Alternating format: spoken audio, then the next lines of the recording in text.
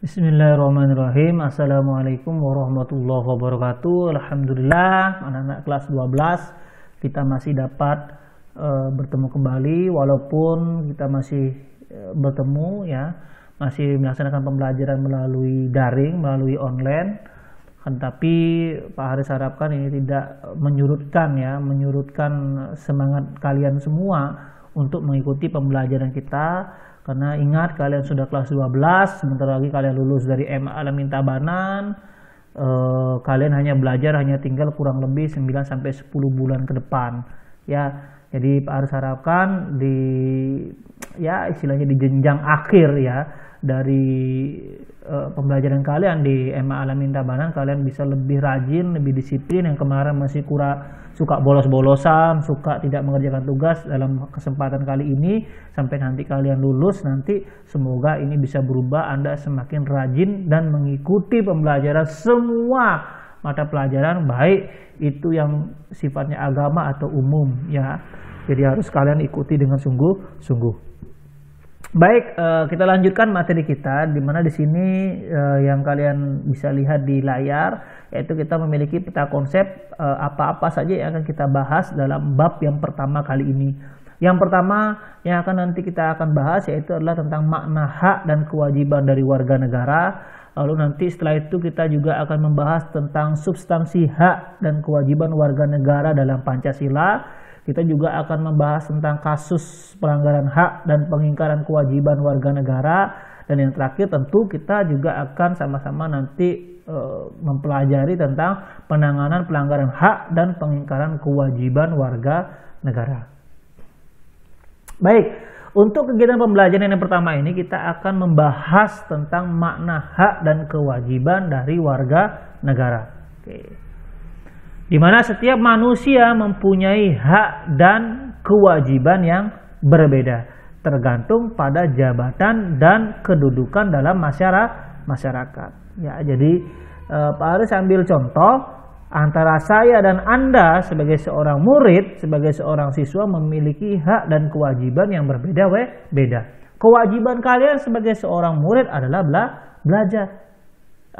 Kewajiban saya sebagai seorang guru adalah mengajar. Itulah yang menyebabkan setiap hak dan kewajiban itu tergantung pada jabatan dan kedudukannya dalam masyarakat.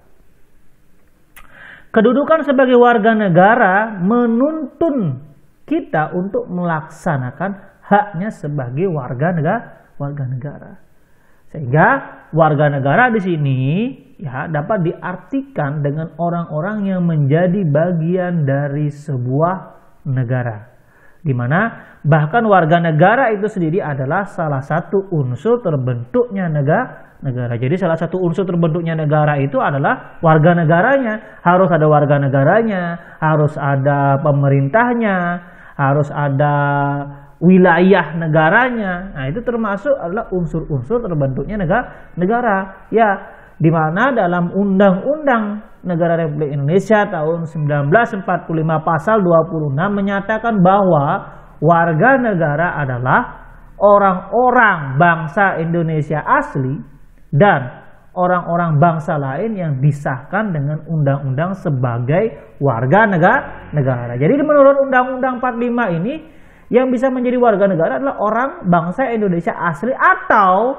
orang-orang dari bangsa lain yang memang sudah memenuhi persyaratan-persyaratan menjadi warga negara Indonesia yang sudah disahkan melalui undang-undang. Jadi bisa orang atau warga negara dari negara lain itu bisa menjadi warga negara Indonesia dan dengan persyaratan-persyaratan tertentu. Ya, tentunya seperti itu. Lalu kita akan membahas tentang hak dan kewajiban, di mana hak adalah sesuatu hal yang benar, milik kepunyaan, kewenangan, kekuasaan untuk berbuat sesuatu. Nah, ini adalah hak ya. Jadi hal yang benar, milik, kepunyaan, kewenangan, kekuasaan untuk berbuat sesuatu itu adalah hak. Sedangkan kewajiban adalah sesuatu yang diwajibkan, yang harus dilaksanakan. Meliputi apa saja? Pekerjaan, tugas menurut hukum, segala sesuatu yang menjadi tugas manusia itu adalah kewajiban. Nah, ini adalah hak dan kewajiban. Dalam Undang-Undang Negara Republik Indonesia tahun 45 tentang hak tentang hak warga negara diatur dalam pasal 27 hingga pasal 34. Ini adalah macam-macam hak warga negara. Kita lihat ya. Yang pertama, pasal 27 ayat 2 berbunyi, tiap-tiap warga negara berhak atas pekerjaan dan penghidupan yang layak bagi manusia. Itu haknya. Jadi salah satu hak dari warga negara yaitu berhak atas pekerjaan dan penghidupan yang layak. Itu hak yang pertama. Yang kedua, setiap warga negara berhak dan wajib ikut serta dalam upaya pembelaan negara. Jadi kita berhak ikut dalam melaksanakan pembelaan negara apabila terjadi sesuatu, semisalkan terjadi peperangan atau terjadi, rusuh, terjadi hal-hal yang meresahkan warga. Nah, ini kita bisa atau memiliki hak untuk wajib ikut serta dalam upaya membela negara.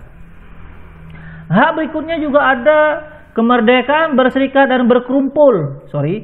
Kemerdekaan berserikat dan berkumpul, mengeluarkan pikiran dengan lisan dan tulisan dan sebagainya ditetapkan oleh undang-undang. Jadi kita ini berhak mengeluarkan pendapat pikiran kita, baik itu secara lisan ataupun secara tertulis.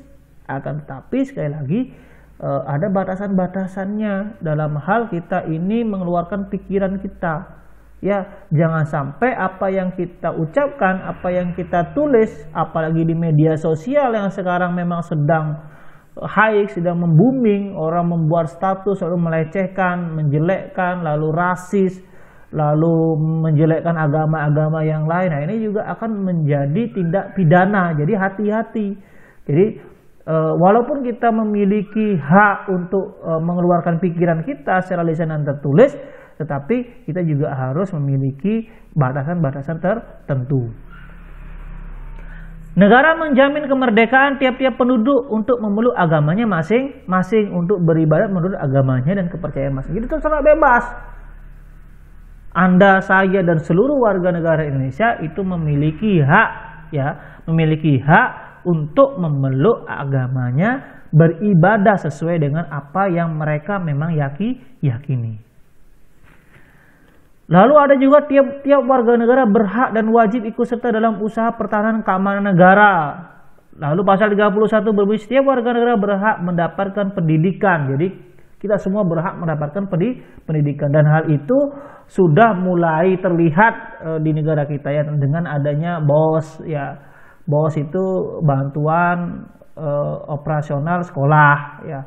Lalu juga ada KIP, Kartu Indonesia Pintar, baik itu nanti untuk kalian kuliah ataupun ketika Anda sedang belajar di tingkat menengah ataupun dasar. Nah, ini termasuk hak sebenarnya ya.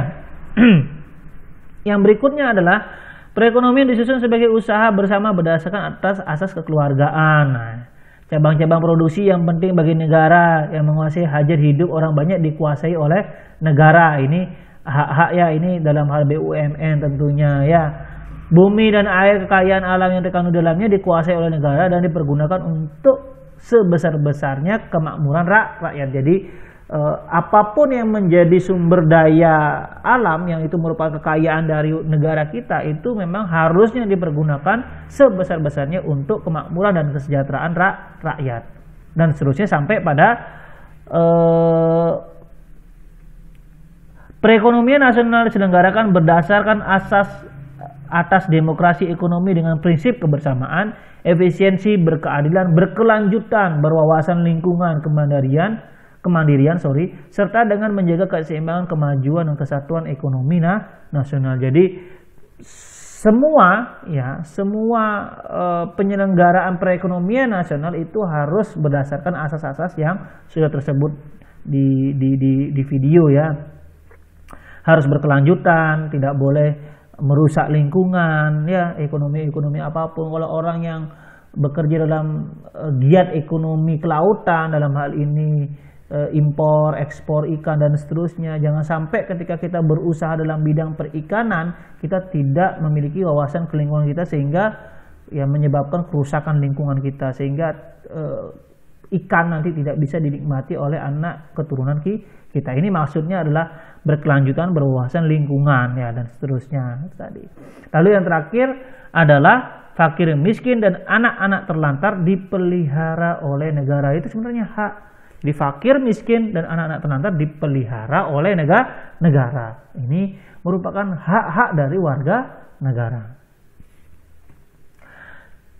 Dan yang berikutnya adalah kewajiban dari warga negara.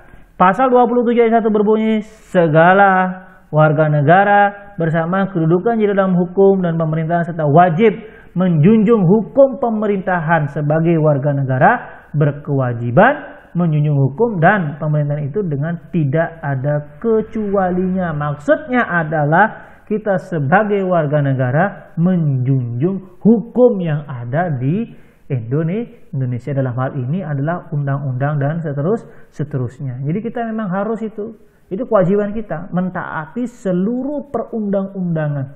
Nah, setiap warga negara berkewajiban untuk ikut serta dalam upaya pembelaan negara, itu merupakan kewajiban. Setiap orang wajib menghormati hak asasi manusia orang lain dalam tertib kehidupan bermasyarakat, berbangsa, dan bernegara. Itu kewajiban kita. Jadi menghormati hak asasi manusia.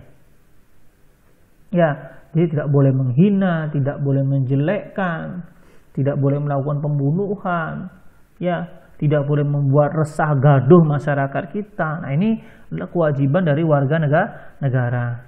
Dalam menjalankan hak dan kebebasannya, setiap orang wajib tunduk kepada pembatasan yang ditetapkan dengan undang-undang dengan maksud semata-mata untuk menjamin pengakuan serta penghormatan atas hak dan kebebasan orang lain. Nah, seperti yang Pak Aris bilang tadi. Ya, jadi bebas mengeluarkan pendapat, tetapi harus ada batasan-batasan. Yang batasan-batasannya itu adalah harus mempertimbangkan apa? Moral, nilai-nilai agama, keamanan dan ketertiban umum dalam suatu masyarakat yang demokratis. Jadi tidak boleh kita bebas berpendapat, kita bebas berargumen, kita bebas menulis apapun di media sosial, tetapi ketika itu tidak kita pertimbangkan secara moral, secara nilai-nilai agama, secara itu ketertiban umum, maka kita sudah tidak menjalankan kewajiban kita. Tidak boleh, sehingga itu meresahkan nanti. Dan setiap warga negara berkewajiban untuk ikut serta dalam usaha pertahanan serta keamanan negara. Ini merupakan kewajiban dari warga negara Indonesia. Terakhir, ini adalah tugas kalian. Silakan kalian kerjakan di buku tulis Anda, yaitu pasalnya, lalu makna pasalnya apa, contoh pelaksanaan dalam kehidupan sehari-harinya seperti apa. Lalu kalian japri sebagai absen kalian mengikuti mata pelajaran Pak Haris. Terima kasih Pak Haris akhiri. Ya, kurang lebihnya mohon maaf. Wabillahi taufiq wal hidayah. Wassalamualaikum warahmatullahi wabarakatuh.